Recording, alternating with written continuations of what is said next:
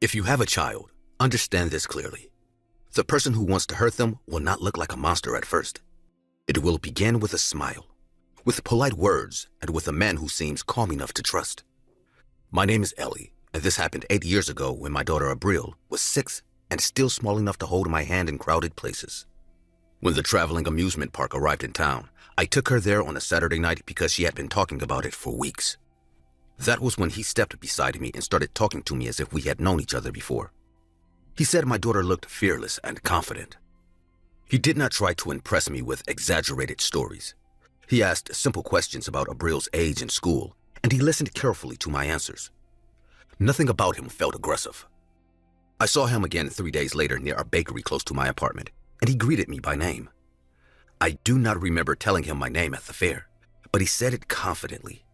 He asked about Abril and mentioned details about the ride she had chosen, which meant he had been watching her closely.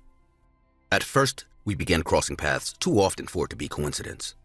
He appeared near the bus stop when I took Abril to school, and he stood outside of my job, always with an explanation that sounded reasonable.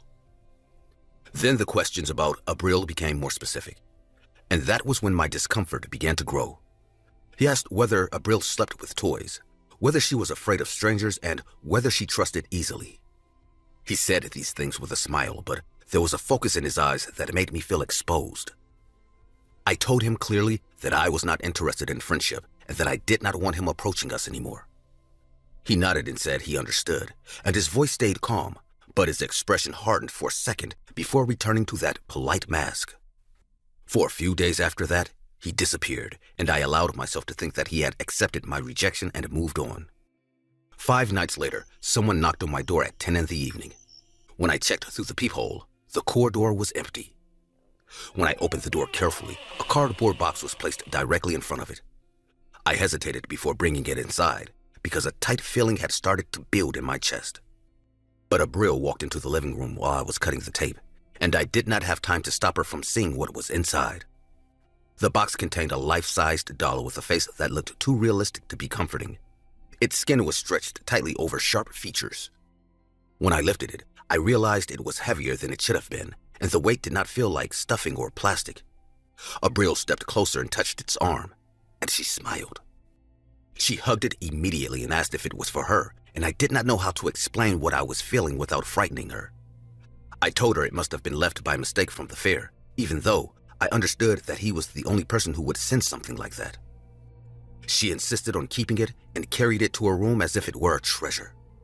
3 days after the doll arrived, I entered Abril's room to wake her, and I picked up the doll to move it, and my fingers pressed into the arm in a way that made me recoil. The surface was firm but slightly flexible, and the material looked dry and tight. The smell had grown stronger, and it was no longer faint enough to ignore. I carried the doll into the kitchen and placed it on the table under the bright light. I took a knife and pressed the tip gently against a seam near the shoulder. The blade met resistance and then slid into something dense, not stuffing but layered material that did not belong inside a toy. I pulled the knife away quickly and felt a wave of dread that made my breathing uneven.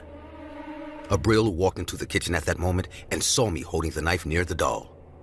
Her face shifted from confusion to fear, and she ran forward to grab it, telling me not to hurt her in a voice that cracked with emotion. That night after she fell asleep, I took the doll from her arms and wrapped it in heavy garbage bags.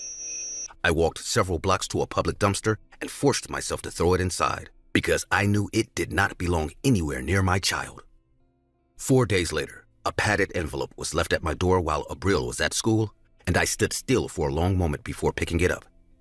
The handwriting on the label matched the writing of the box.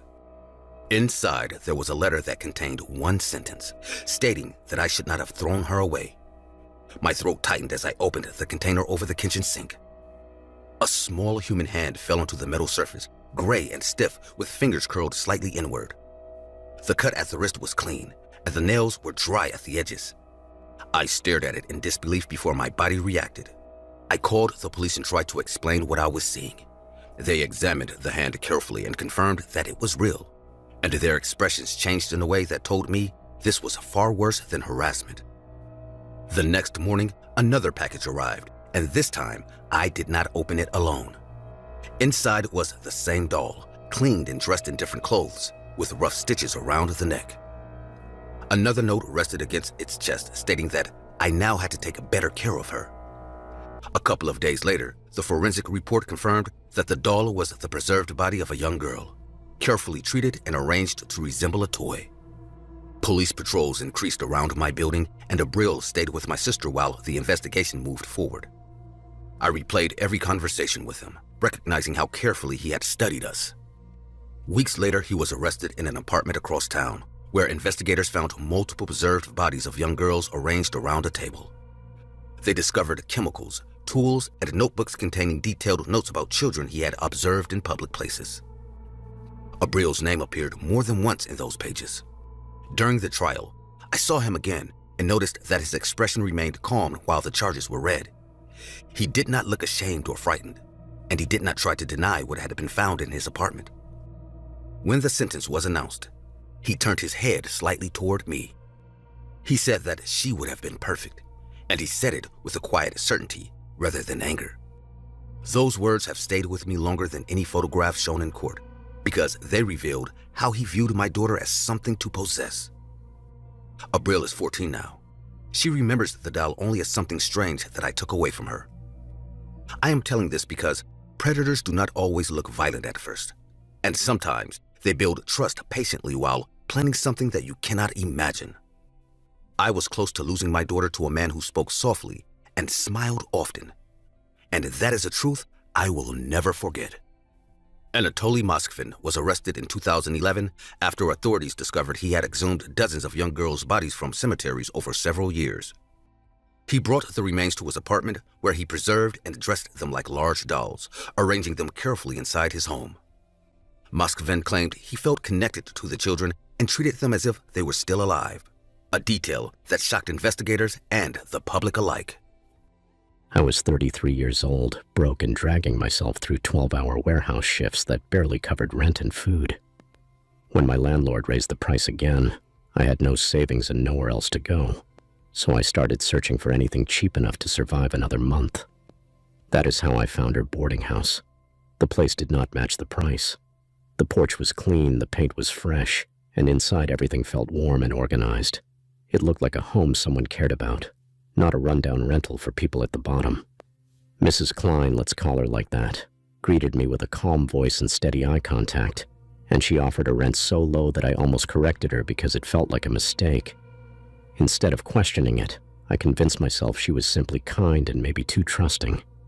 I even felt guilty paying so little, but my life was already unstable, and I needed somewhere to sleep, so I ignored the doubt and moved in that same week. The first days were peaceful. She brought warm meals to my room, asked about my job, and listened carefully when I talked about money and stress.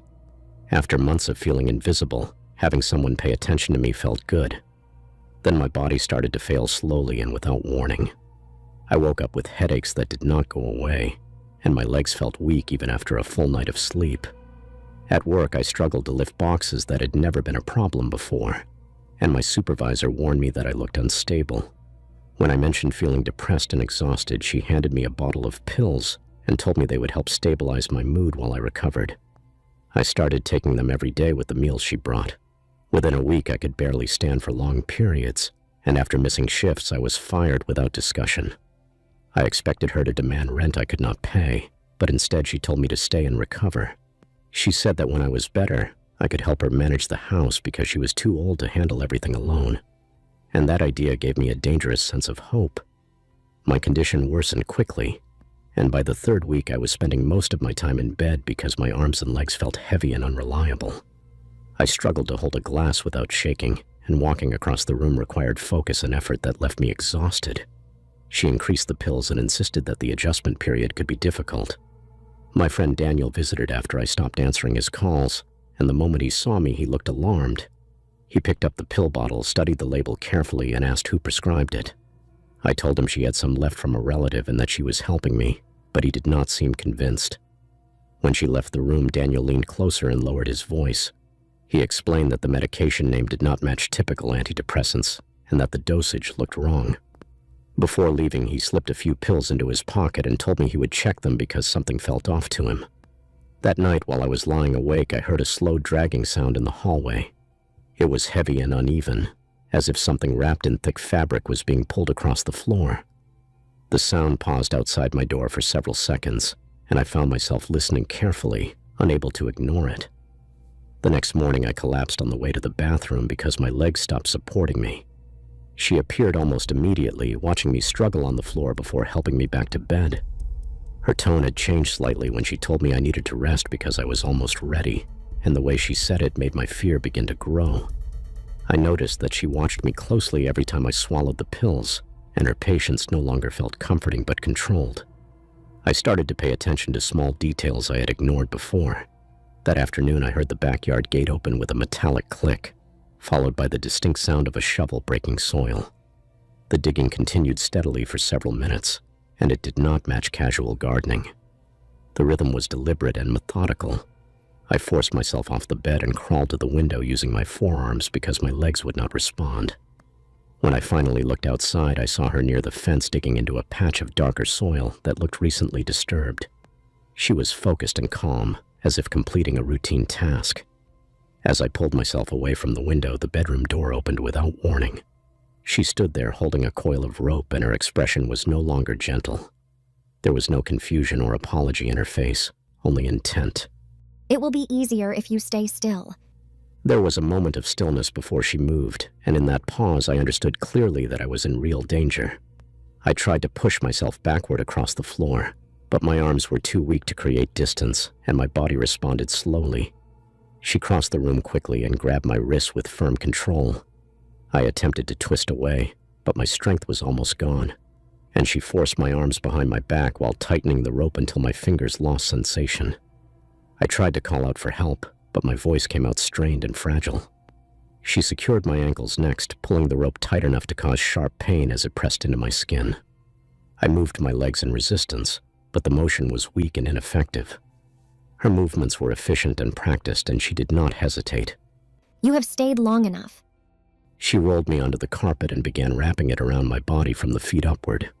I tried to shift my weight and roll away, but she pressed her knee into my side and continued wrapping until my arms were pinned and my chest felt compressed. Breathing became difficult as the layers tightened around me. She dragged me across the hallway, and my shoulder hit the wall hard enough to make my vision blur. Each step down the stairs caused my body to strike the wood with force, and I felt every impact because I remained fully conscious. When we reached the basement, the air felt colder and damp, and she pulled me across concrete until I stopped beside something solid. Through a narrow gap near my face, I saw another shape wrapped exactly like me. The outline was clearly human, and the realization that I was lying next to a body triggered a deep and focused fear that made my breathing uneven. I remained there for hours, struggling to control my breathing as the air inside the carpet grew thinner. I could hear her footsteps above me, then the back door opening again, followed by the distant sound of digging in the yard. Eventually, loud pounding shook the front door upstairs, and voices shouted commands with urgency. Furniture crashed, footsteps ran across the floor, and someone ordered her to get down. For the first time, I heard tension in her voice as she responded. Moments later, rapid steps descended the basement stairs, and hands tore at the carpet around me. A knife cut through the rope binding my wrists, and when the fabric was pulled away, I inhaled deeply as fresh air filled my lungs. Daniel stood nearby, pale and furious, explaining to officers that the pills were not antidepressants but drugs designed to weaken me gradually. Police uncovered more wrapped bodies in the basement and began digging in the yard, revealing shallow graves that confirmed a pattern of calculated killings. I survived because Daniel trusted his instinct and went to the police as soon as he confirmed the medication was wrong. Doctors later explained that the combination of drugs in my system would have shut down my organs within days if it had continued. Investigators identified multiple victims buried in the backyard, most of them tenants with limited family contact and financial struggles. They had been selected because they were vulnerable and unlikely to be searched for immediately. I often think about how easily I accepted comfort without questioning the cost.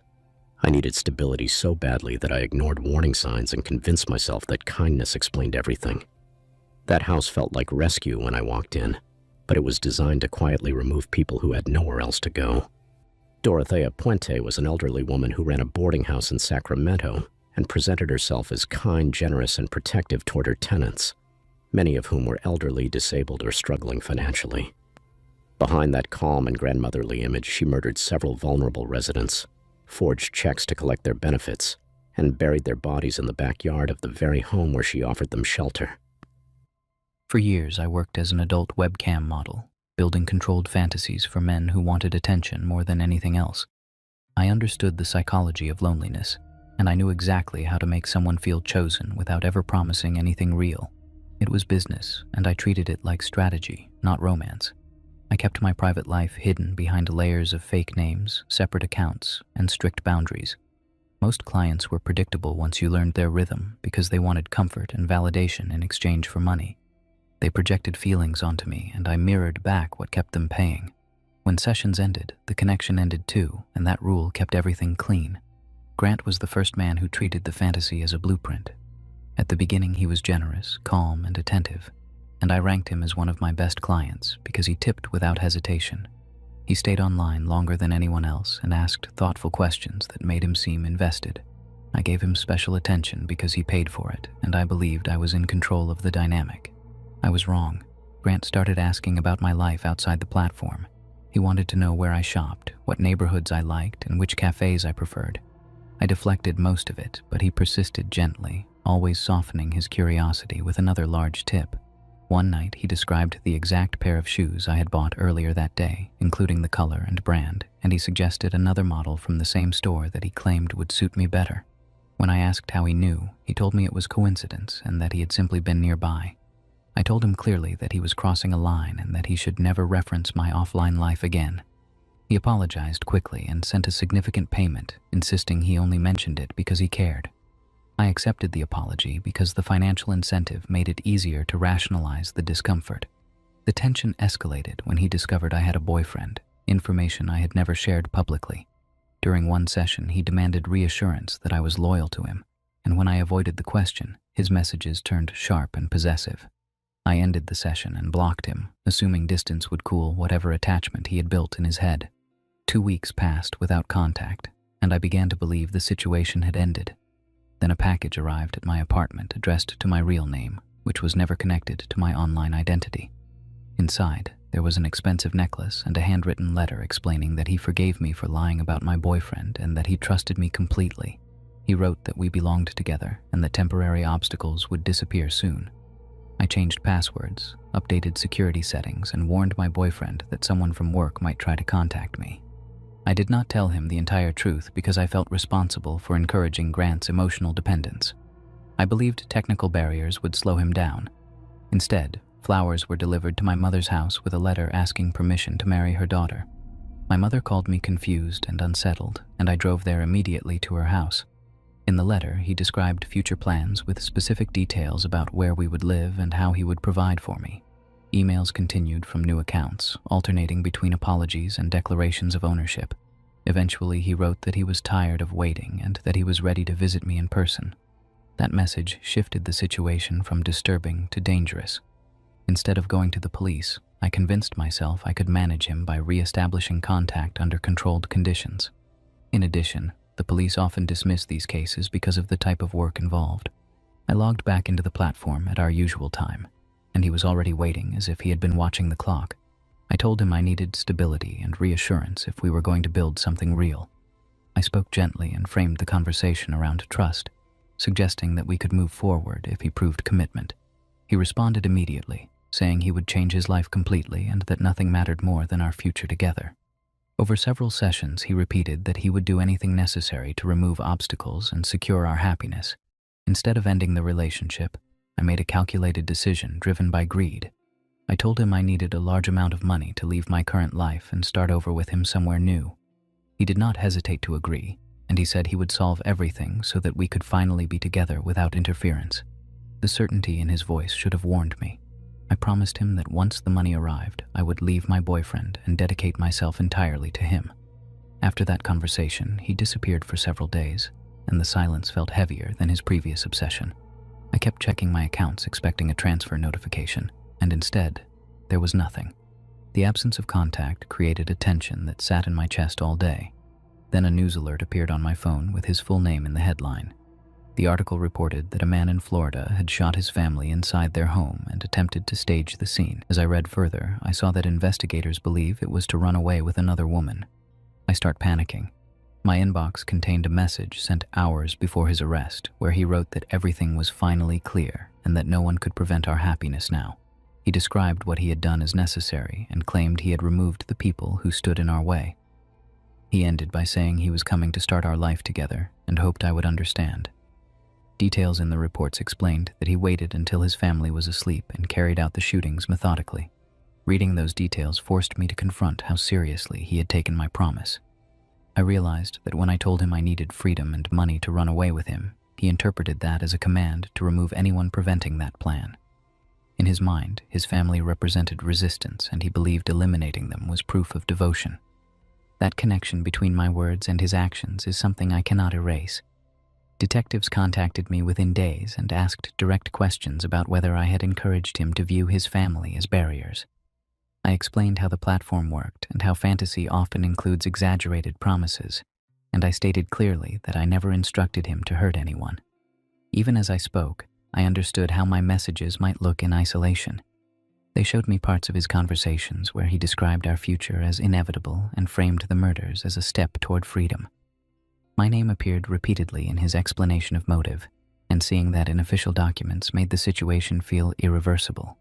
Although I was not charged with a crime, the investigation tied my identity permanently to his. My accounts were frozen and my income vanished almost immediately due to the publicity. Online forums debated my responsibility, with some calling me manipulative and others labeling me a victim.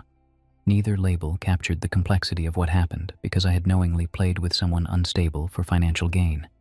Grant was arrested before he could leave the state, and in interviews he continued to describe his actions as sacrifices made for love. Listening to those statements made it clear that he had replaced reality with a narrative where violence was romantic. He never acknowledged that I might not share that vision. The most disturbing part is not the violence itself, but the certainty Grant expressed in his final message, because he believed he had solved a problem and expected gratitude. He imagined arriving at my door as a hero who cleared the path for our happiness. The fact that he thought I would welcome him after what he did is what still keeps me alert long after I left that life behind. Grant Amato murdered his family in January 2019 in Florida after developing an intense obsession with a webcam model. He had spent large amounts of money supporting her online, creating serious financial conflict with his family, who tried to intervene and cut off his access to funds. When the pressure escalated and his family confronted him about his behavior and spending, he shot and killed all 3 of them inside their home, later attempting to stage the scene. He was arrested shortly afterward and was ultimately convicted and sentenced to life in prison,